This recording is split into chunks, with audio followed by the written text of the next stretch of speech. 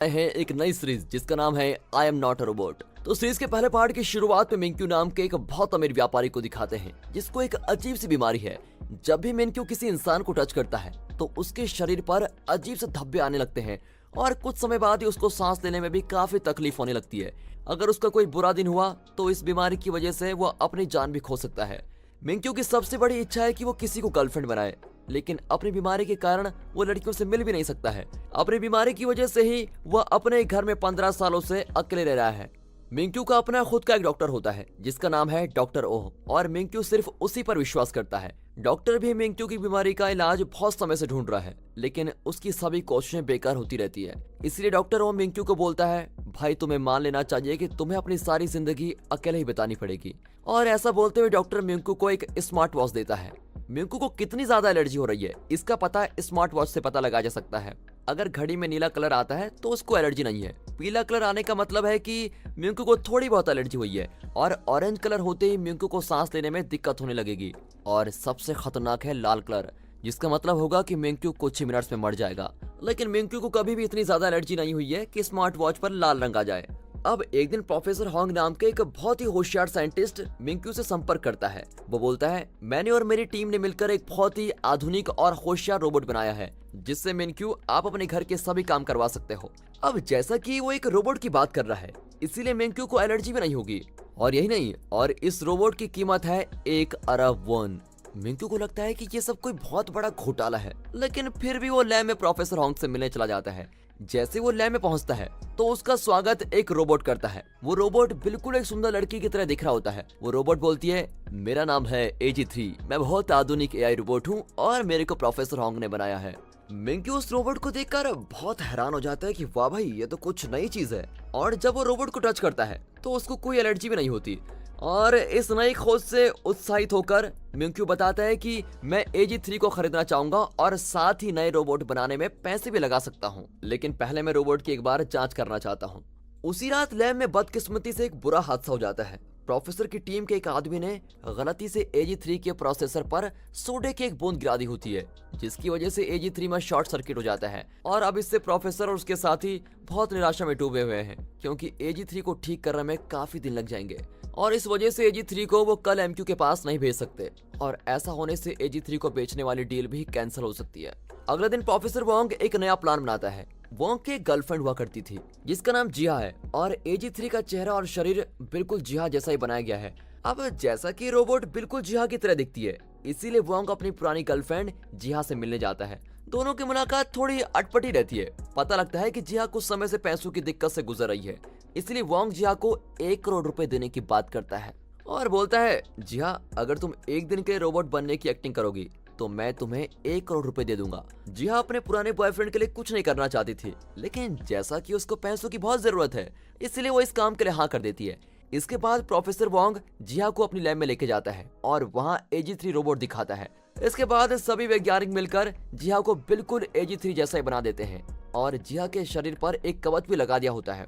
उसको एक नई विग लगाई जाती है और साथ ही उसकी आंखों में लेंसेज भी लगाए जाते हैं। उसको लगाए ये लेंस कैमरा की तरह काम करेंगे, और इन कैमरा की मदद से प्रोफेसर और उसकी टीम सभी चीजों पर नजर रख पाएगी।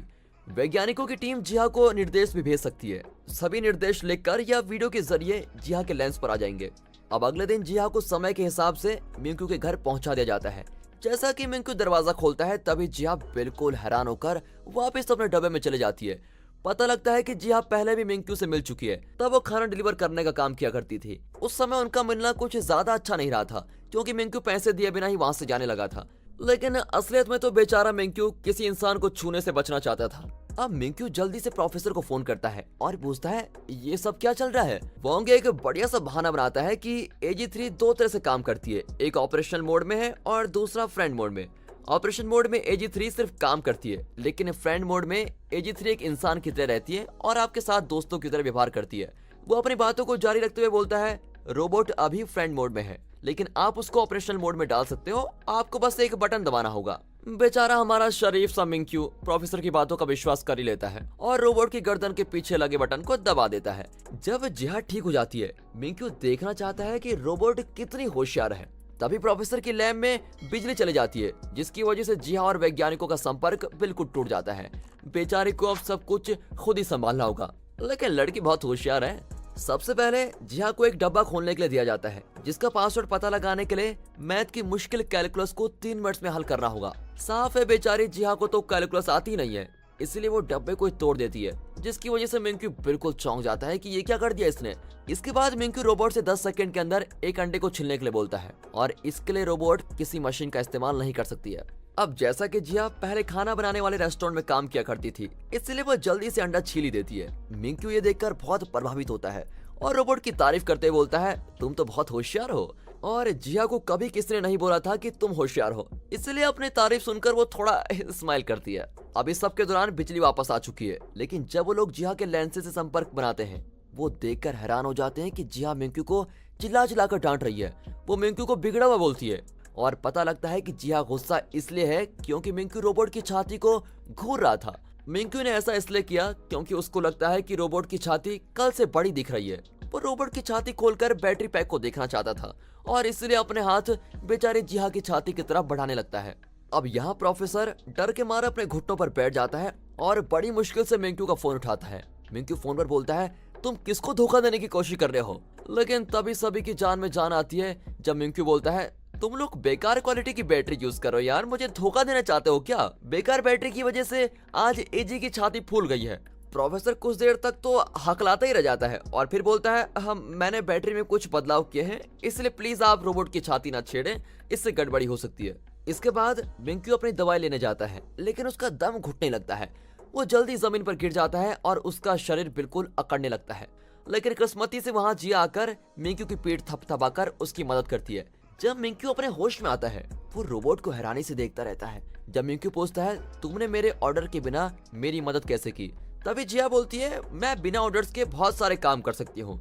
इसके बाद पहली बार दोनों के बीच एक शारीरिक संपर्क होता है, लेकिन हैरानी की बात तो ये होती है कि मिंक्यू को कोई भी एलर्जी नहीं होती है। अब आखिर में दिन खत्म हो जाता है और जिया को वापस लैब में लेके जाया जाता है। प्रोफेसर वोंग जिया को डांटते हुए बोलता है, आज तुमने सब कुछ गड़बड़ कर दी थी। लेकिन जिया गुस्सा हो जाती है क्योंकि उसको लगता है कि उसने सभी काम अच्छे से किया है। वो निराश है कि कभी भी उसके काम के लिए कोई उसकी तारीफ नहीं करता, इसलिए वो गुस्से में वहां से चली जाती है। जल्दी प्रोफेसर को फोन आता है कि AG3 को ठीक करने का जो हिस्सा उसने मंगवाया था वो गलती से अफ्रीका चला गया है और उसको वापस आने में काफी हफ्ते लग जाएंगे। और तभी मिंक्यू का फोन आता है और बताता है कि उसको AG3 पूरे 1 महीने के लिए चाहिए। वो बोलता है, मैं रोबोट को अच्छे से जानना चाहता हूँ और चाहता हूँ कि रोबोट सब कुछ मेरे हिसाब से करने के लिए प्रोग्राम की जाए। अब यहाँ प्रोफेसर के पास दूसरा कोई विकल्प नहीं बचता है, इसलिए वो दोबारा जिया को फोन करता है और कुछ हफ्तों के लिए दोबारा रोबोट की एक्टिंग करने को बोलता है। अब की बार वो जिया की तारीफ करते हुए और ज्यादा पैसे देने की बात करता है, जिसकी वजह से जिया मान भी जाती है। तब प्रोफेसर समझाता है कि जब तक AG3 रोबोट ठीक नहीं हो जाती, तब तक तुम्हें मिंक्यू के घर पर रोज भेजा जाएगा और हर रात रोबोट को रिचार्ज करने के बहाने तुम्हें वापस लैब में लाया जाएगा।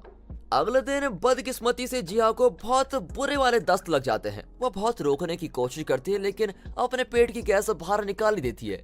अब आवाज को सुनकर मिंक्यू बड़ी हैरानी से पूछता है, ये कैसी आवाज थी। जिसके जवाब में रोबोट बोलता है कि मेरे सरकार, ये आवाज आपके फार्ट से आई है। जल्दी सारे घर में गंदी स्मेल फैल जाती है, इसलिए रोबोट बोलती है, मास्टर आपको जाकर अपने कपड़े बदल लेने चाहिए। और हमारा भोला भाला मिंक्यू उसकी बातों पर विश्वास करता है और कपड़े बदलने चला जाता है, क्योंकि उसको लगता है कि यहाँ पर इंसान तो सिर्फ मैं ही हूँ और मैंने ही किया होगा। अब मौके का फायदा उठाते हुए जिया अपना पेट साफ करने के लिए टॉयलेट जाती है। हालांकि मिंक्यू कुछ ज्यादा जल्दी वापस आ जाता है और रोबोट को आसपास न पाकर बहुत हैरान होता है।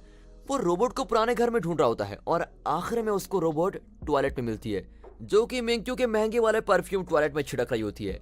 अब जिया ऐसा दिखाती है जैसा कि वो टॉयलेट की सफाई कर रही हो, लेकिन मिंक्यू को उस पर विश्वास ही नहीं होता और बोलता है, रोबोट्स पानी को छू नहीं सकते हैं। हालांकि जिया बोलती है कि मैं एक बहुत आधुनिक AI रोबोट हूँ, मैं तो गंदे बर्तन भी साफ कर सकती हूँ।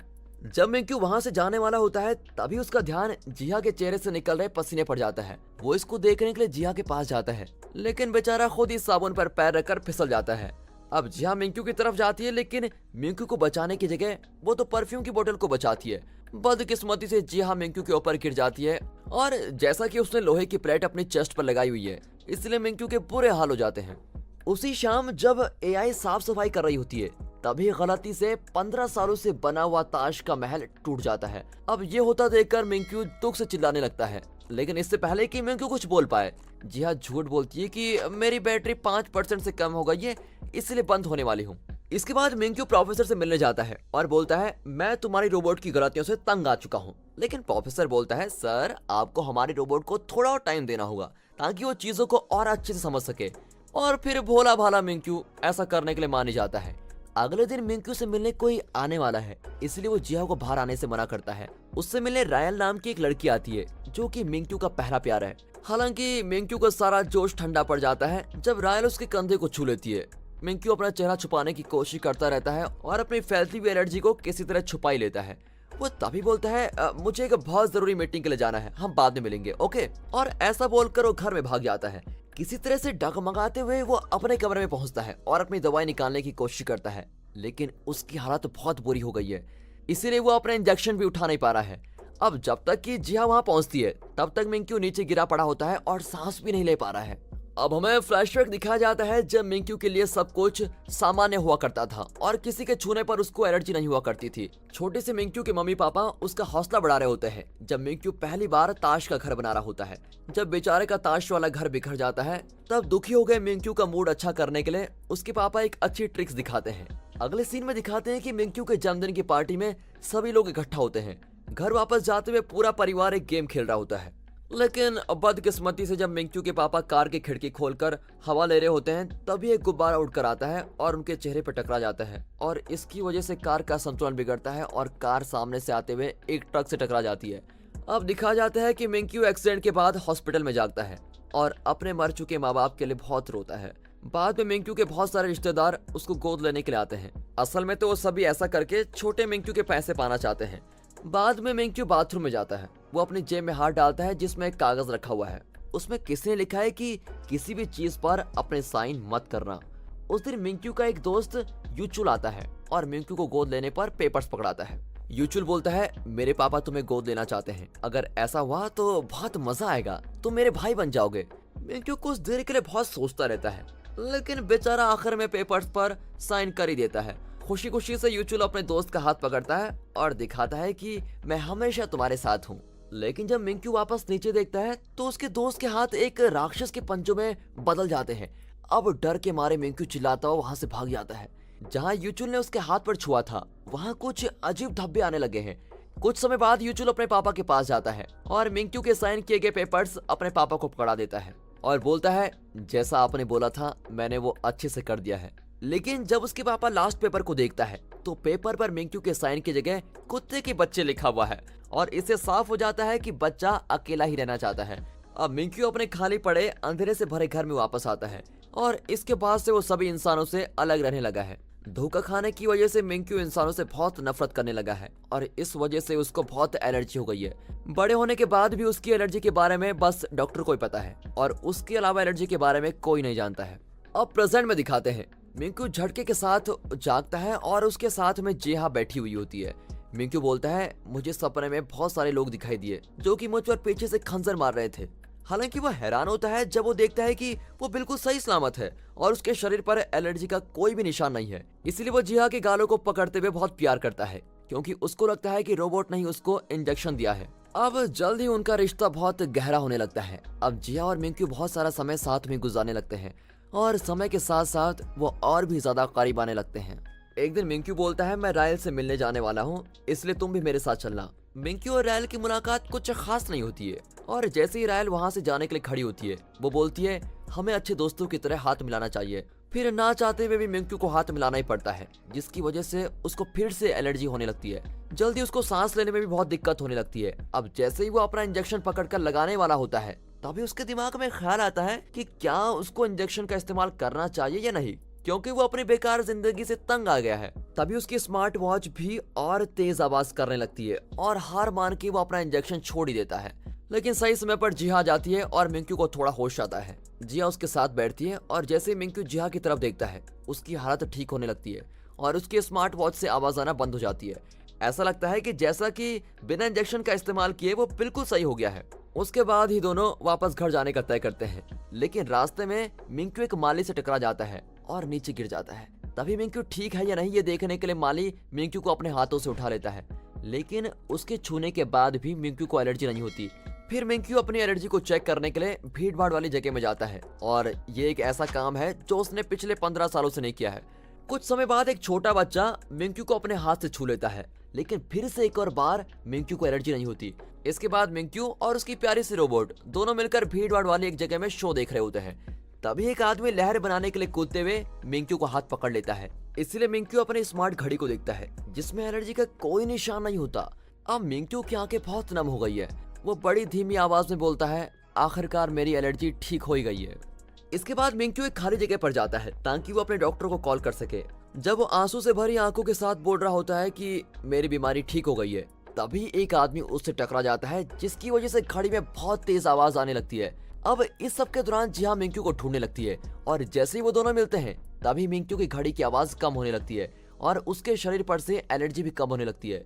मिंक्यू जिया को प्यार के साथ साथ बहुत ध्यान से देखता रहता है। तभी वहाँ पर एक कपल उनके बीच में आ जाते हैं जिसकी वजह से मिंक्यू अपनी प्यारी रोबोट को देख नहीं पा रहा होता है और ऐसा होने से वापस उसको एलर्जी होने लगती है। डॉक्टर ओ पूछता है, क्या कोई तुम्हारे साथ है? तो मिंक्यू बोलता है, हाँ जी मेरे साथ कोई है। जैसे मैं उसको देखता हूँ तो मेरी एलर्जी ठीक हो जाती है, लेकिन जब मैं उसको नहीं देखता तो मेरी एलर्जी वापस आ जाती है। हालांकि जब जिहा मुस्कुराते हुए मिंक्यू की तरफ देख रही होती है तभी आंसू से भरी आंखों के साथ मिंक्यू डॉक्टर को बोलता है, जिसकी वजह से मेरी एलर्जी चली जाती है वो कोई इंसान नहीं है। अब कॉल काटने के बाद मिंक्यू जिहा को गले लगाते हुए बोलता है, मैं तुम्हारी वजह से ठीक हो रहा हूँ। वो अपनी बात को जारी रखते हुए बोलता है, मैं तुम्हारे लिए ऐसी बैटरी लाऊंगा जो बहुत लंबे समय तक चल जाए। प्लीज अब से मेरे मरने तक तुम मेरे साथ ही रहना, तुम मेरी सबसे कीमती चीज हो। जिहा देखती रहती है और उसको विश्वास ही नहीं हो रहा होता है और तभी आसपास के लोग उसके लिए बहुत खुश होते हैं और चीयर करने लगते हैं, जिसकी वजह से मिंक्यू अपनी प्यारी रोबोट AJ3 को माथे पर किस करता है। अब घर पहुंचकर मिंक्यू डॉक्टर ओ को बताता रहता है कि मैंने रास्ते में बहुत सारे लोगों को छुआ लेकिन फिर भी मुझे कुछ नहीं हुआ। अब डॉक्टर ओ बहुत हैरान है क्योंकि पिछले 15 सालों में ऐसा पहली बार हुआ है कि इंसानों के संपर्क में आने के बाद भी मिंक्यू को दवाई की कोई जरूरत ही नहीं है। मिंक्यू बोलता है, ये सब एक रोबोट की वजह से हुआ है जो कि मेरे साथ पिछले 10 दिनों से रह रही है। ये तो बिल्कुल चमत्कार है ना डॉक्टर? अब डॉक्टर बोलता है, तुम वो सभी चीजों के बारे में एक लिस्ट बनाओ जो जो चीजें रोबोट के आने के बाद से हुई हैं। शायद इसकी मदद से हम इलाज का कोई तरीका ढूंढ पाएं। अगले कुछ दिनों तक अलग अलग प्रयोग किए जाते हैं और सभी का नतीजा यही निकलता है कि मिंक्यू को इंसानों के संपर्क में आने के बाद भी एलर्जी तब तक नहीं होगी जब तक ये रोबोट जिहा उसके साथ रहेगी। इसलिए मिंक्यू जब भी किसी इंसान से मिलने जाता है तो वो अपने साथ अपनी प्यारी रोबोट को लेकर हमेशा जाता है और इसलिए मिंक्यू रोबोट जिहा को अपनी सबसे खास चीज मानने लग जाता है। इस सब के दौरान AJ3 रोबोट को रिपेयर कर दिया गया है। अब वो सही से काम कर रही है, लेकिन रोबोट की बिल्कुल अच्छे से काम करने के लिए कुछ और दिन लगने वाले हैं। प्रोफेसर वोंग बोलता है कि AJ3 के बहुत अच्छी तरीके से काम करने के लिए मुझे कुछ और दिनों की जरूरत है।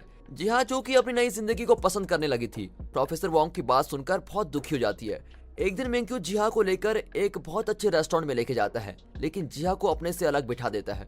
इसके बाद मिंक्यू रायल और रायल के पापा से मिलता है। जब तीनों बैठकर बातें कर रहे होते हैं तभी बेचारी जिहा दुखी भरी आंखों से उनकी तरफ देख रही होती है। इसके बाद जब मिंक्यू जिहा को अपने साथ ले जाने के लिए आता है, जिहा मिंक्यू का हाथ नहीं पकड़ती और अकेले बाहर चली जाती है। ये सब कुछ समय तक चलता ही रहता है। मिंक्यू सही सलामत रहता है जब तक कि जिहा उसके आसपास रहती है, लेकिन एक दिन सब कुछ बदल जाता है। मिंक्यू अकेले पेट्रोल डलवाने के लिए पेट्रोल पंप जाता है। पैसे और कार्ड्स निकालने के लिए वो एक ट्रंक खोलता है। जब वहाँ पेट्रोल डालने वाला आदमी मिंक्यू का कार्ड वापस मिंक्यू को देता है तभी गलती से उसका हाथ मिंक्यू से छू जाता है। इस बात पर मिंक्यू का ध्यान कहीं और ही होता है और इसलिए वो चुपचाप वहाँ से चला जाता है। हालांकि कुछ मिनट्स बाद ही उसको महसूस होता है कि मैंने तो पेट्रोल पंप वाले आदमी को छू लिया था, इसलिए वो जल्दी से अपनी एलर्जी को देखने लगता है। लेकिन चमत्कार हो जाता है क्योंकि जिहा के साथ न होने के बाद भी मिंक्यू को अपने शरीर पर कोई निशान नहीं मिलता और उसकी घड़ी में देखकर भी पता लगता है कि वो बिल्कुल सही सलामत है। इसलिए वो जल्दी से अपने डॉक्टर के साथ एक मीटिंग रखता है। हॉस्पिटल पहुंचते ही मिंक्यू अपने डॉक्टर को गले लगा लेता है और पिछले 15 सालों से मेहनत करने के लिए अपने डॉक्टर का शुक्र अदा करता है और इससे पता लग जाता है कि अब वो बिल्कुल सही हो गया है। जब मिंक्यू थोड़ा शांत हो जाता है तब डॉक्टर पूछता है कि क्या किसी चीज की वजह से तुम खुश हो रहे हो, जिसके जवाब में मिंक्यू बोलता है, हाँ आखिरकार मैं प्यार को समझ गया हूँ। डॉक्टर को लगता है कि मिंक्यू अपनी गर्लफ्रेंड रायल की बात कर रहा है, इसलिए वो बोलता है कि तुम्हें अपने रोबोट AGI-3 का भी शुक्र अदा करना चाहिए। वो अपनी बातों को जारी रखते हुए बोलता है, मुझे पता है तुम्हें AGI-3 के साथ बहुत लगाव हो गया है क्योंकि पिछले 15 सालों से वो तुम्हारी पहली दोस्त बनी है, लेकिन तुम्हें अब AG3 को वापस भेज देना चाहिए। डॉक्टर अपनी बातों को जारी रखते हुए बोलता है, अब तो तुम बिल्कुल ठीक हो गए हो, इसलिए अब तुम्हें इंसानों के साथ रहकर बहुत खुश रहना चाहिए। तभी मिंक्यू बोलता है AGI-3 की वजह से मैं खुश रहता हूँ। डॉक्टर बोलता है ये सब तुम्हारा भ्रम है, मैं चाहता हूँ कि तुम किसी इंसान को टच करो जिसे तुमसे प्यार हो। उसी शाम दुख से भरा हुआ मिंक्यू प्रोफेसर वोंग के पास पहुंचता है और बताता है कि मैं रोबोट AGI-3 से प्यार करने लगा हूँ। वोंग बोलता है कि मैं समझ सकता हूँ कि पिछले 15 सालों में AGI-3 आपकी पहली दोस्त बनी है, साथ ही हमारी AGI-3 की वजह से ही आप ठीक हो गए हैं, इसीलिए आप उसके साथ ज्यादा लगाव महसूस कर रहे हैं। मिंक्यू अपने दिल की बातें सामने रखते हुए बोलता है AGI-3 की वजह से मुझे बहुत अच्छा महसूस होता है, मुझे ऐसा लगता है कि मैं अभी भी जिंदा हूँ। लेकिन प्रोफेसर वोंग मिंक्यू को समझाता है कि जिससे आप इतना लगाव महसूस कर रहे हैं वो एक रोबोट है। आंसुओं से भरी आंखों के साथ मिंक्यू प्रोफेसर से पूछता है अब मैं कैसे सब कुछ ठीक कर सकता हूँ। अगले दिन वोंग मिंक्यू के पास जाता है और बताता है कि उसके पास सब कुछ ठीक करने का एक तरीका है। वो बोलता है हम AGI-3 को रिसेट कर देंगे जिससे आपसे जुड़ी सभी यादें रोबोट की मेमोरी से खत्म हो जाएंगी और फिर आप भी अपनी जिंदगी में आगे बढ़ पाओगे। मिंक्यू बहुत ही दुखी है और ऐसा बिल्कुल नहीं करना चाहता, लेकिन उसको ये भी पता है कि ऐसा करने के अलावा उसके पास कोई और ऑप्शन ही नहीं है। उसी दिन जिहा को भी इस बारे में बता दिया जाता है। बेचारी जिहा का भी दिल टूट गया है और फिर वो आखिरी बार AGI-3 बनने के लिए कपड़े पहन लेती है। अब अगले सीन में जिहा और मिंक्यू एक दूसरे के सामने खड़े हैं और घर के बाहर बर्फ गिर रही होती है। मिंक्यू जिहा को अपने साथ आखिरी बार घूमने लेके जाता है और वो वापस घर आ जाते हैं। आखिरकार वो दोनों आखिरी बार एक दूसरे के सामने खड़े होते हैं और मिंक्यू बोलता है जो भी जगह और चीजें मैंने आज तक तुम्हें दिखाई वो सब मुझे 15 सालों बाद वापस मिली है और ये सब मुझे तुम्हारी वजह से मिला है। मिंक्यू अपनी बातों को जारी रखते हुए बोलता है थैंक यू मेरे लिए, तुमने मेरे लिए बहुत कुछ किया है, तुम मेरी दोस्त हो और मेरी डॉक्टर भी हो। और फिर मिंक्यू भी जिहा से माफी भी मांगता है। बेचारी जिहा अपनी भावनाएं संभाल नहीं पा रही है और ना ही वो अपने आंसुओं को रोक पा रही होती है। वो भी मिंक्यू का शुक्र अदा करती है और माफी भी मांगती है। जिहा बोलती है मैं दुआ करती हूँ कि आप हमेशा खुश रहो। मिंक्यू दुख के साथ जिहा को देखता रहता है और जैसे उसकी आंखों से एक आंसू गिरता है वो अलार्म से AGI-3 का ऑपरेशन मोड ऑन कर देता है। इसके बाद वो बोलता है मैं तुम्हें अब रिसेट करने वाला हूँ। और ऐसा बोलते हुए वो सोच रहा होता है कि मुझसे जुड़ी सभी यादें AGI-3 से खत्म हो जाएंगी, लेकिन फिर भी मिंक्यू ऐसा करने के लिए आगे बढ़ता है। फिर बटन को दबाने से पहले वो अपनी माँ का एक नेकलेस उतारकर जिहा के गले में डाल देता है। इसके बाद वो जिहा को प्यार करता है और बटन को दबाने से पहले अपनी आखिरी बात बोलता है कि मैं तुमसे बहुत प्यार करता हूँ। जब जिहा रिसेट होने की उल्टी गिनती गिन रही होती है तब रोते हुए छोटे बच्चों की तरह मिंक्यू जिहा को जोरों से गले लगाकर रखता है और जैसे ही जिहा की उल्टी गिनती 1 पर पहुंचती है उसकी आंखों से भी एक आंसू गिर जाता है। दोस्तों अगर आपके पास मिंक्यू जितने पैसे होते और मिंक्यू की जगह आप होते तो आप क्या करते? क्या आप भी अपनी प्यारी सी रोबोट को वापस भेज देते या फिर उसको अपने पास रख लेते? आप क्या करते कमेंट्स में जरूर बताइएगा। अब लैब का सीन दिखाया जाता है। असली AGI-3 रोबोट बताती है कि मिंक्यू से जुड़ी सभी बातों को नष्ट कर दिया गया है। उसी रात मिंक्यू और जिहा दोनों अपने घरों में रोते रोते सो जाते हैं। जिहा इतना ज्यादा रोती है कि सुबह तक वो बीमार पड़ जाती है। उसको हॉस्पिटल लेके जाया जाता है क्योंकि उसके शरीर में पानी की कमी हो गई है। तभी हमें दिखाया जाता है कि वो अभी भी मिंक्यू का दिया हुआ नेकलेस पहनती है। अब दोनों अपनी जिंदगी में आगे बढ़ने लगते हैं। जिहा अपनी दादी के साथ अपनी दादी के शहर जाती है और दूसरी तरफ मिंक्यू रायल के साथ शादी करने की तैयारी में लगा हुआ है। अब एक दिन दिखाया जाता है कि मिंक्यू एक ट्रेन में आया है और उसको वहाँ पर एक ऐसा चेहरा दिखाई देता है जिसको बहुत अच्छे से पहचानता है। वो कोई और नहीं खुद जिहा है। लेकिन मिंक्यू को लगता है कि वो उसकी पुरानी AGI-3 रोबोट है। हालांकि दोनों एक दूसरे के साथ बैठे होते हैं लेकिन फिर भी दोनों एक दूसरे से एक भी शब्द नहीं बोल पाते। जिहा को ऐसे किसी हालत के लिए पहले भी समझाया गया था कि मिंक्यू के कभी भी मिलने पर उसको साधारण रूप से रहना होगा। और दूसरी तरफ हमारा मिंक्यू सोच रहा है कि क्या ये सच में रोबोट है या कोई इंसान। और फिर बिना समय को बेकार किए मिंक्यू डॉक्टर वोंग को कॉल करके पूछता है आपने AGI-3 का चेहरा किसी से मिलता जुलता रखा है क्या? तब वोंग बताता है कि मैंने AGI-3 का चेहरा किसी जान पहचान वाले से मिलता जुलता रखा है। चेहरे के साथ साथ रोबोट उस इंसान की तरह हरकतें भी करती है। मिंक्यू पूछता है कि क्या मैं उस लड़की के साथ बात कर सकता हूँ, जिसके जवाब में वोंग बोलता है हाँ आप जरूर कर सकते हो, लेकिन मेरे हिसाब से आपको बातें नहीं करनी चाहिए क्योंकि ऐसा करने से आप दोनों के बीच बातें बिगड़ने लग जाएंगी। वोंग के मना करने के बाद भी मिंक्यू जिहा का पीछा करते हुए जिहा की दादी की दुकान के बाहर पहुंचता है और फिर तो वो जिहा से बात करने भी पहुंच जाता है। हालांकि जिहा बोलती है कि मेरे पास किसी से बात करने के लिए समय नहीं है, लेकिन एक जिद्दी इंसान होने की वजह से मिंक्यू जिहा के फ्री होने का इंतजार करता ही रहता है। इस सब के दौरान जिहा जल्दी से रसोई में जाती है और अपने गले में डले हुए नेकलेस को प्लेट्स के बीच छुपा देती है। घंटों गुजर जाते हैं लेकिन हमारा आशिक मिंक्यू अभी तक वहीं बैठा हुआ है। इस वजह से जिहा को मिंक्यू से बात करनी पड़ती है। वो बोलती है मैंने डॉक्टर वोंग से पैसे लिए थे और डॉक्टर वोंग ने मेरे चेहरे को अपने रोबोट के लिए इस्तेमाल किया है। मिंक्यू और बातों का पता लगाने की कोशिश करता है लेकिन जिहा उसको धमकी देते हुए बोलती है अगर तुम यहाँ से नहीं जाओगे तो मैं पुलिस को बुला लूंगी।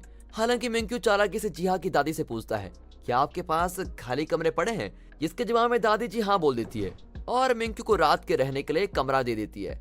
अगले कुछ दिनों में मिंक्यू जिहा की दादी से दोस्ती कर लेता है, जिसकी वजह से जिहा का ध्यान उस पर जाने लगता है और जिहा को पुरानी बातें याद आने लगती है।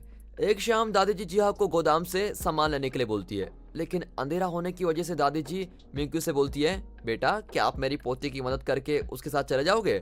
अब ना चाहते हुए भी जिहा मिंक्यू को लेकर जाती है। रास्ते में जाते हुए वो एक दूसरे का चेहरा देख रहे होते हैं, तभी उनको पुरानी बातें याद आने लगती हैं और फिर जल्द ही जिहा भी खुलकर बातें करने लगती है और कुछ ही देर में वो दोनों गोदाम पहुंच जाते हैं। लेकिन तभी बाहर से कोई दरवाजा बंद कर देता है, क्योंकि उस इंसान को पता नहीं होता कि अंदर दो लोग हैं।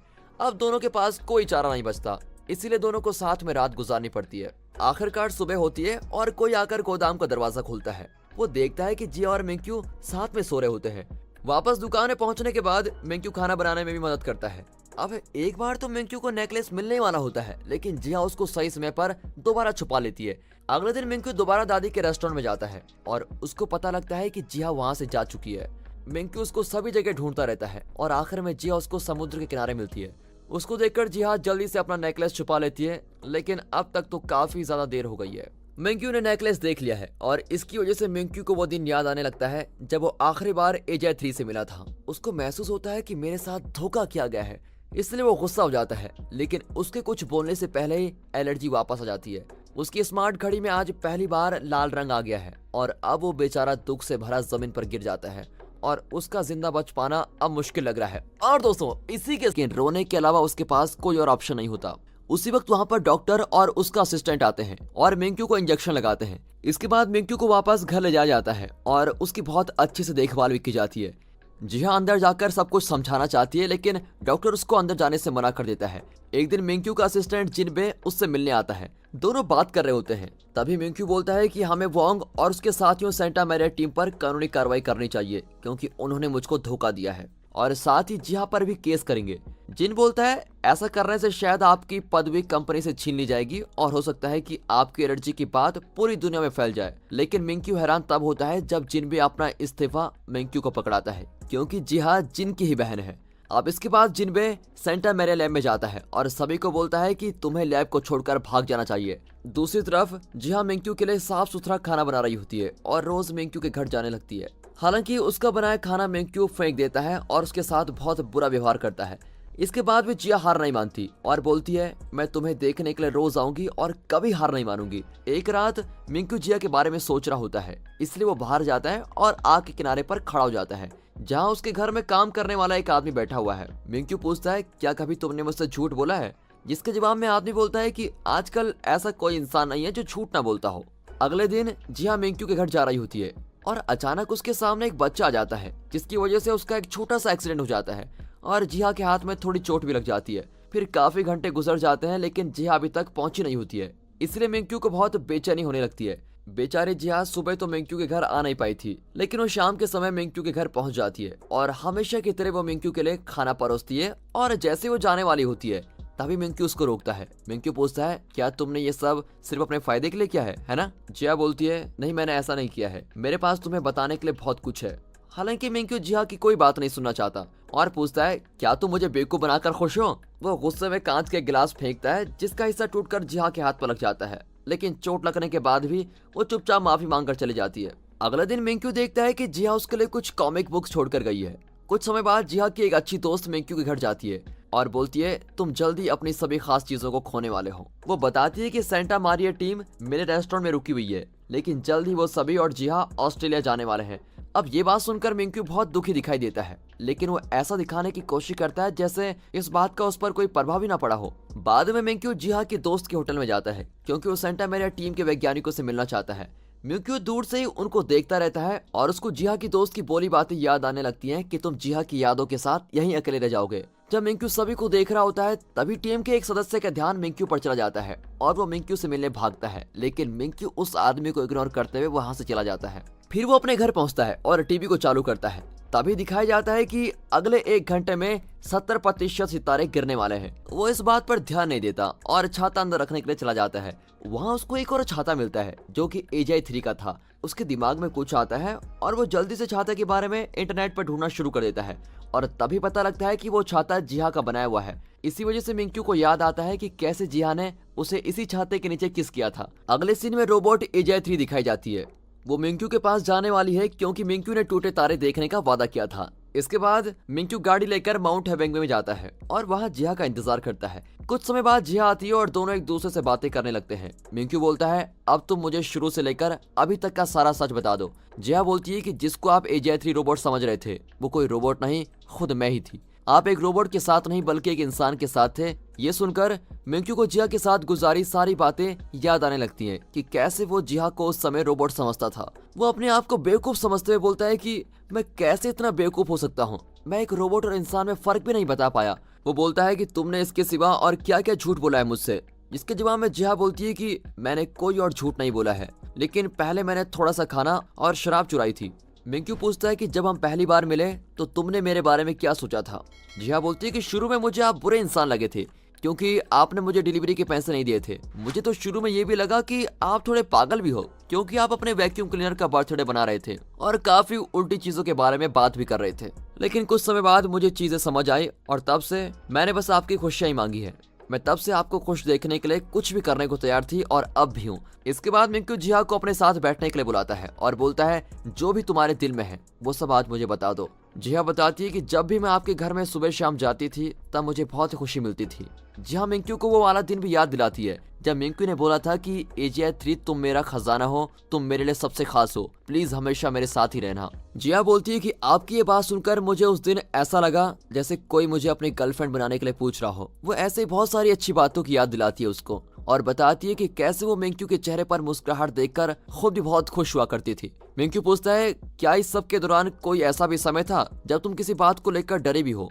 जिसके जवाब में जिहा हाँ बोलती है। जिहा उसको एक बार की याद दिलाती है। तब मिंक्यू ने जिहा से बोला था, अगर मैं कभी बदल भी जाऊं तो काश तुम मुझे तब भी पहचान सको। जिहा बोलती है कि मुझे उस दिन पता चला था कि आप मुझसे जुड़ी सभी बातें सच बोला करते थे। जिहा आगे बोलती है कि आपको याद है आपने एक बार मुझे गले लगाकर मेरे सर को सहलाया था। मुझे उस समय बहुत अच्छा लगा था और साथ ही बहुत खुशी भी मिली थी। शुरू में तो मुझे वो पसंद नहीं आया, लेकिन फिर मुझे आपका वैसा करना पसंद आने लगा और जब आप ऐसा नहीं करते थे तो मुझे बुरा लगता था। वो एक बार की बात याद दिलाती है कि जब मिंक्यू नशे में था और उसने AGI-3 के इंसान होने की बात बोली थी। जिहा बोलती है कि मैं उस समय दिल से बोलना चाहती थी कि मैं कोई रोबोट नहीं बल्कि एक इंसान हूँ। अब ये सभी बातें सुनकर मिंक्यू जिहा के सर को सहलाना चाहता है, लेकिन उसको अपनी एलर्जी याद आ जाती है और इसलिए वो अपना हाथ पीछे कर देता है। तभी जिहा अपनी टोपी डाल देती है और मिंक्यू का हाथ लेकर अपने सर पर रख देती है। वो शुरू से सच को छुपाने के लिए माफी मांगती है और बोलती है, मैं आपको सच बताना भी चाहती थी, लेकिन मैं सोचती थी कि ऐसा होने से आपकी एलर्जी वापस आ सकती है। इसके बाद मिंक्यू जिहा को किस करने के लिए आगे बढ़ता है, लेकिन फिर दोबारा रुक जाता है। वो जिहा का हाथ छोड़ता है और बोलता है, शुक्रिया मेरी जिंदगी में आने के लिए और मुझे इतनी अच्छी खूबसूरत यादें दिलाने के लिए। आपका शुक्रिया, मैं हमेशा इन यादों को याद रखूंगा। वो आगे बोलता है कि मैं अपनी बची जिंदगी इन यादों के सहारे निकल लूंगा, लेकिन अब मुझे वापस अपनी जगह जाना होगा क्योंकि मैं तो किसी को छू ही नहीं सकता। हम दोनों की कहानी यहीं पर खत्म होती है। और ऐसा बोलकर वो अपना आखिरी अलविदा करता है, लेकिन उसके जाने से पहले जिहा उसको आवाज लगा के रोक देती है और बोलती है, तुम ही वो इंसान हो जिसका मैं हमेशा से इंतजार कर रही थी। तुम्हारे प्यार की वजह से मुझे लगता है कि कोई सच में मुझे प्यार करता है। फिर वो अपने प्यार को जाहिर करते हुए बोलती है, मैं आपको दिल से चाहती हूँ। ये बात सुनकर मिंक्यू उसके पास जाता है और प्यार से किस करने लगता है। अगली सुबह मिंक्यू जिहा को लेकर एक कॉफी की दुकान पर पहुंचता है। जब वो कॉफी लेकर वापस आ रहा होता है तभी उसका ध्यान वापस आती हुई उसकी एलर्जी पर जाता है, लेकिन जैसे उसकी नजर अपनी प्यारी जिहा पर जाती है उसकी एलर्जी ठीक होने लगती है। दोनों अब बहुत खुश हैं। मिंक्यू जिहा को उसके घर छोड़ता है और वापस मिलने को कहता है। दोस्तों, इस सीरीज में मिंक्यू और जिहा के बीच बहुत सारे प्यारे प्यारे सीन्स दिखाए हैं। अभी तक आपको सबसे अच्छा सीन या सबसे प्यारा सीन कौन सा लगा कमेंट में जरूर बताइएगा। इसके बाद मिंक्यू दोबारा अपने डॉक्टर से बात करता है। तभी डॉक्टर बोलता है, ऐसी बीमारी हमेशा के लिए ठीक नहीं होती, वो कुछ समय के लिए चले जाती है लेकिन वापस आने के भी बहुत चांसेस होते हैं। अगले सीन में लैब दिखाई जाती है। लैब के सभी वैज्ञानिक दुखी हैं क्योंकि AGI-3 को वहां से जाना पड़ रहा है। तभी बताया जाता है कि मार्टिन नाम का एक अमीर और शक्तिशाली आदमी, उसको पता लग गया है कि प्रोफेसर वोंग ने मिंक्यू के साथ धोखा किया था। इसीलिए वोंग की धोखाबाजी को छुपाने के लिए वो एजे 3 को मांग रहा होता है। मार्टिन एजे 3 को एक हथियार की तरह इस्तेमाल करना चाहता है ताकि वो बहुत सारे लोगों को एक साथ मार सके। जब मिंक्यू को पता लगता है कि एजे 3 को बेचा जा रहा है, वो जल्दी से लैब आता है, लेकिन वहां पहुंचने में वो लेट हो गया है क्योंकि अब तक मार्टिन वहां से जा चुका है। अगले सीन में मार्टिन उस जगह जाता है जहां उसने एजे 3 को लॉक करके रखा हुआ है, लेकिन वहां का नजारा देखकर वो बिल्कुल हैरान हो जाता है क्योंकि एजे 3 वहां है ही नहीं। अब एजे 3 को दिखाया जाता है जो इधर उधर गलियों में अकेली घूम रही है और वापस अपने घर जाने का रास्ता ढूंढ रही है। शुरुआत में मिंक्यू अपने घर पहुंचता है जहां एक छोटा सा रोबोट बीटल उसका स्वागत करता है। जब वो घर के अंदर जाता है तो देखता है कि जिया और सेंट मारिया की टीम उसके लिए रसोई में खाना बना रहे होते हैं। टीम बताती है कि हम सभी कल ऑस्ट्रेलिया के लिए निकलने वाले हैं, इसीलिए हम आपके साथ एक आखिरी बार बैठ के खाना खाना चाहते हैं। बाद में खाना खाते समय सभी लोग मिंक्यू से माफी मांगते हैं क्योंकि उनकी वजह से मिंक्यू को काफी तकलीफें हुई हैं। वो साथ ही बताते हैं कि हमने बीटल को आपके लिए एज अ गिफ्ट छोड़ा है और उसके साथ रहकर आप कभी बोर नहीं होंगे। अब बेचारा भावुक हो चुका मिंक्यू बहाने बनाते हुए बोलता है, आप लोग प्लीज यहीं रुक जाओ, बाहर तो काफी ज्यादा ठंड है। सभी उसकी ये बात मान लेते हैं और ये उनकी एक आखिरी और अच्छी मुलाकात बन जाती है। दूसरी तरफ एजे 3 मार्टिन की वीडियोस चला रही होती है जिसमें मार्टिन के खिलाफ सबूत होता है कि वो एजे 3 को एक हथियार की तरह इस्तेमाल करना चाहता है। एजे 3 एक और वीडियो चलाती है जिसमें सेंटा मारिया के वैज्ञानिकों की टीम बोल रही है, तुम एक अच्छी रोबोट हो और तुम इंसान की दोस्त बनकर रहोगी। अब परेशान होकर एजे 3 दोनों वीडियोस को देखती रहती है। फिर उसको समझ आता है कि मार्टिन की वीडियो गलत है और इसीलिए वो मार्टिन की वीडियो डिलीट कर देती है। अगले सीन में मिंक्यू सोफे पर सोई जिया के पास जाता है। वो जिया के सामने जाकर बैठता है और प्यार से जिया के हाथों पर किस करता है। तभी जिया जाग जाती है। वो पूछती है, आपको क्या हुआ है, आप उदास लग रहे हो। अब मिंक्यू जवाब देता है कि मुझे बहुत बुरा लग रहा है कि सेंटा मारिया की टीम ने एजे 3 को खो दिया है। फिर मिंक्यू को अच्छा महसूस कराने के लिए जिया उसके गले लग जाती है और बोलती है, हम एजे 3 को वापस ढूंढने में आपकी पूरी मदद करेंगे। बाद में मिंक्यू और जिया मिलकर एक होटल में जाते हैं जहां मिंक्यू मैडम एक्स नाम की एक औरत से मिलता है। मैडम एक्स वो इंसान है जो हमेशा से मिंक्यू की मदद करती आई है। मैडम एक्स बताती है कि मार्टिन एक बहुत बड़ा अपराधी है। उसने मर्डर, धोखाधड़ी जैसे कई बड़े अपराध किए हैं। हालांकि उसको कभी गिरफ्तार नहीं किया गया क्योंकि कभी भी कोई उसके खिलाफ सबूत नहीं ढूंढ पाया। वो मिंक्यू को बोलती है, तुम मेरी मदद कर सकते हो। तुम्हें मार्टिन के ड्राइवर मिस्टर जोंग से कुछ रिकॉर्डिंग्स लेकर आनी होंगी। इन रिकॉर्डिंग्स की मदद से हम साबित कर पाएंगे कि मार्टिन एक बहुत बड़ा अपराधी है। वो आगे बोलती है कि अगर हम अपने मिशन में कामयाब हो गए तो हम पुलिस की मदद मिस्टर जोंग की सुरक्षा के लिए मांग सकेंगे। अगले दिन मिंक्यू और जिनबे एक रेस्टोरेंट में मिस्टर जोंग से मिलते हैं। मिंक्यू जोंग से विनती करते हुए बोलता है, आप प्लीज हमें कुछ सबूत दे दीजिए। उन सबूतों की मदद से हम बहुत सारे बेगुनाहों को इंसाफ दिला पाएंगे और वे बेचारे भी पहले की तरह अपनी जिंदगी खुशी से जी पाएंगे। मिंक्यू बातों को जारी रखते हुए बोलता है, अगर आप हमारी मदद करेंगे तो मैं वादा करता हूँ कि पुलिस आपकी सुरक्षा के लिए कुछ लोगों को जरूर भेजेगी। अब ये सभी बातें सुनकर मिस्टर जोंग आखिरकार रिकॉर्डिंग्स जिनबे को दे ही देता है और जिनबे उन रिकॉर्डिंग्स को पुलिस के पास पहुंचा देता है। इस सब के दौरान जिहा मिंक्यू को एक अमीर व्यापारी के पास लेके जाती है जहां एजे 3 से जुड़ी डील होने वाली है और किस्मत से वो दोनों सही समय पर पहुंच जाते हैं और बताते हैं कि अब एजे 3 की कोई भी डील नहीं होने वाली है। मतलब एजे 3 को अब बेचा नहीं जा रहा है।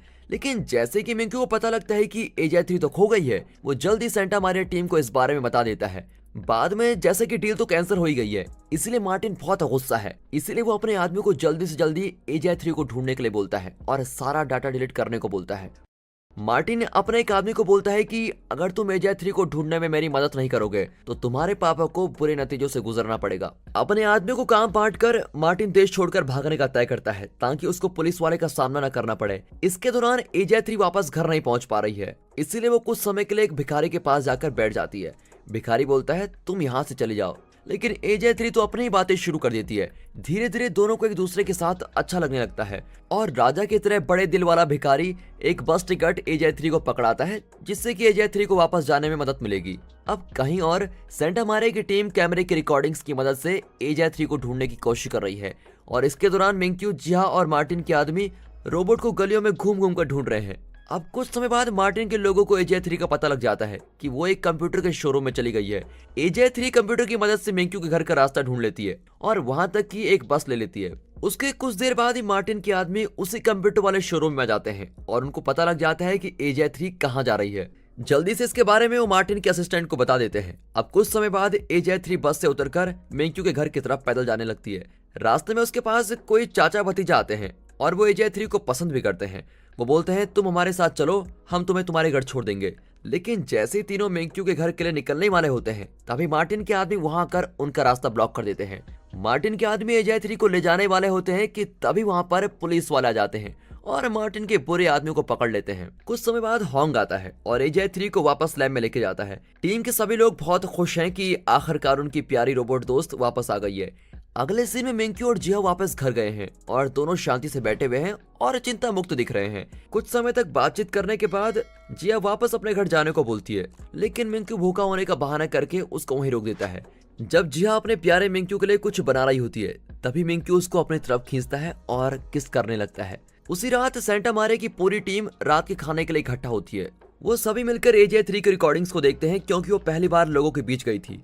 सभी को बहुत गर्व होता है कि उनकी बनाई एजे 3 इंसानों में अच्छे से घुल मिल पाई है। इसके बाद हॉन्ग बोलता है कि अब हम एजे 3 का चेहरा बदलने वाले हैं, इसलिए एजे 3 को सभी अपना आखिरी अलविदा कर देते हैं। अगले दिन मिंक्यू मैडम एक्स से मिलता है और एक पेन ड्राइव पकड़ाता है जिसमें मार्टिन के खिलाफ सबूत होते हैं। ये सबूत एजे 3 की रिकॉर्ड करी वीडियो से मिला है। उसी रात वो तय करता है कि वो एक ऐसा बड़ा कदम उठाने वाला है जिसके बाद से कोई उसकी बीमारी का फायदा नहीं उठा पाएगा। अब अगला दिन मिंक्यू के लिए बहुत बड़ा दिन होने वाला है। वो अपने हिम्मत जुटाकर मीडिया की एक मीटिंग्स में जाता है जिसमें वो बताता है, मुझे इंसानों से होने वाली एक एलर्जी है। अब ये बात सुनकर सभी हैरान हो जाते हैं। वो साथ ही ये भी बताता है कि वो धीरे धीरे इस एलर्जी से ठीक होता जा रहा है। वो बताता है कि मेरे साथ पिछले कुछ समय से एलर्जी की वजह से बहुत बुरी दुर्घटनाएं हो रही हैं, लेकिन मैं अपने रोबोट, अपने असिस्टेंट जिनबे और अपनी कंपनी के साथ काम करने वाले सभी लोगों का शुक्र अदा करना चाहता हूँ, क्योंकि उन्हीं की वजह से मैं अपनी बीमारी को ठीक कर पा रहा हूँ। वो आगे बोलता है कि मैं अपनी कंपनी को आगे बढ़ाने के लिए और साथ ही जरूरतमंद लोगों के लिए एआई रोबोट से बहुत सारा पैसा लगाने वाला हूँ। और फिर वो सारी डिटेल्स बता देता है कि कौन इसका इंचार्ज होगा और कौन क्या होगा। हैरानी की बात तो ये होती है कि जैसे मिंक्यू अपने सभी सच बता देता है, तभी उसकी कंपनी के स्टॉक प्राइस आसमान छूने लगते हैं। सभी चीजों के ठीक से हो जाने की वजह से मिंक्यू काफी खुश और संतुष्ट दिख रहा होता है। अब वापसी में वो जिया को फोन करता है, तभी जिया उसके साथ शाम को रोमांटिक डेट पर जाने के लिए बोलती है। अब जैसे ही मिंक्यू निकलने वाला होता है, तभी उसका ध्यान जिनबे पर जाता है। जिनबे अभी भी कंपनी से इस्तीफा देना चाहता है, इसीलिए वो मिंक्यू के पास आया है और उसके इस्तीफे पर काम शुरू करने को बोलता है। अब कुछ समय बाद जिया मिंक्यू को बाहर का खाना खिलाने के लिए बाहर लेकर आई है। तभी मिंक्यू बताता है, जिया तुम्हारा भाई कंपनी को छोड़कर जाना चाहता है, क्या तुम मुझको कोई तरीका बता सकती हो जिसकी मदद से मैं जिनबे को अपना असिस्टेंट बना के रख सकूं। लेकिन जिया के पास भी इसका कोई जवाब नहीं होता। बाद में रात के समय मिंक्यू घर वापस आता है और जिनबे के इस्तीफे के बारे में सेंटा मारे की टीम से बात करता है। टीम का एक आदमी बोलता है, शायद जिनबे अपनी बहन के बॉयफ्रेंड की कंपनी में काम नहीं करना चाहता होगा। हालांकि फिर भी टीम के पास से भी कोई अच्छा तरीका नहीं मिल पाता, इसलिए दुखी होकर मिंक्यू अपने कमरे में चला जाता है। दूसरी तरफ जिया अपने भाई और भाभी होंगचू इनके साथ बैठकर रात का खाना खा रही होती है। मौके का फायदा उठाते ही जिया अपने भाई से पूछती है, आप अपनी अच्छी नौकरी क्यों छोड़ना चाहते हो। और जैसे ही होंगचू को इस बारे में पता लगता है, वो गुस्सा करते हुए बोलती है, जिनबे चुपचाप अपना इस्तीफा वापस ले लो। जिनबे ऐसा बिल्कुल नहीं करना चाहता है, लेकिन किस पति के आगे पत्नी की चलती है, इसलिए बेचारा अपनी पत्नी की बात मान ही लेता है। अगले दिन जिनबे मिंक्यू को एक कॉफी की दुकान में बुलाता है ताकि वो अपना इस्तीफा वापस मांग सके। हालांकि मिंक्यू को महसूस होता है कि जिनबे ने अपना फैसला दूसरों के दबाव डालने की वजह से बदला है, इसलिए मिंक्यू बोलता है, मैं तुम्हारे इस्तीफे पर काम जारी रखूंगा, लेकिन अगर तुम्हारा खुद से मन बदलेगा तो मेरी कंपनी के दरवाजे हमेशा के लिए तुम्हारे लिए खुले हैं। ये बात सुनकर जिनबे बहुत भावुक हो जाता है और इस्तीफा न देने का तय करता है। दोस्तों, सीरीज तो बहुत प्यारी और रोमांटिक है। सीरीज में सबसे ज्यादा आपको क्या पसंद आया? क्या वो मिंक्यू का अपनी रोबोट से प्यार है, या फिर मिंक्यू और जिहा की केमिस्ट्री, या फिर कुछ और? जो भी चीज आपको सबसे ज्यादा पसंद आ रही हो, कमेंट करके बताइएगा। अब अगला सीन अगले कुछ सालों बाद दिखाया जाता है। होंग एक सम्मेलन के दौरान बताता है, हमें एक नया एआई रोबोट बनाना है। दूसरी तरफ जिनबे मिंक्यू के अरबों डॉलर वाली कंपनी का मैनेजर बन गया है। काम करने के बाद जिनबे और उसका परिवार मिंक्यू के घर पर जाते हैं। अब यूचोल और रायल साथ रहते हैं और वो दोनों भी मिंक्यू के घर जाते हैं। दूसरी तरफ जिहा अपने बनाए सुंदर और प्यारे लैम्प्स को अंतर्राष्ट्रीय खरीदारों को दिखा रही है। खरीदारों को भी जिहा का सामान बहुत पसंद आ जाता है और वो उनको खरीदने को तैयार हो जाते हैं। अब जैसे मीटिंग खत्म होती है, जिहा भी मिंक्यू के घर पर जाने लगती है। उसी रात एक फौजी भी बस से उतरता है और मिंक्यू के घर की तरफ निकलता है। जैसे ही फौजी गेट से अंदर आता है, जिहा उसका बहुत प्यार से स्वागत करती है और पता लगता है कि वो फौजी कोई और नहीं, खुद हमारा हीरो मिंक्यू ही है। दोनों इतने समय बाद साथ होने की वजह से बहुत खुश होते हैं। इसके बाद जिहा मिंक्यू को घर के अंदर लेके जाती है, जहां सभी बेसब्री से अपने दोस्त मिंक्यू का इंतजार कर रहे हैं। हालांकि जाते हुए जिहा का पैर फिसल जाता है, लेकिन मिंक्यू उसको पकड़ लेता है और अब दोनों एक प्यारी सी किस करते हैं। और दोस्तों, इसी के साथ ये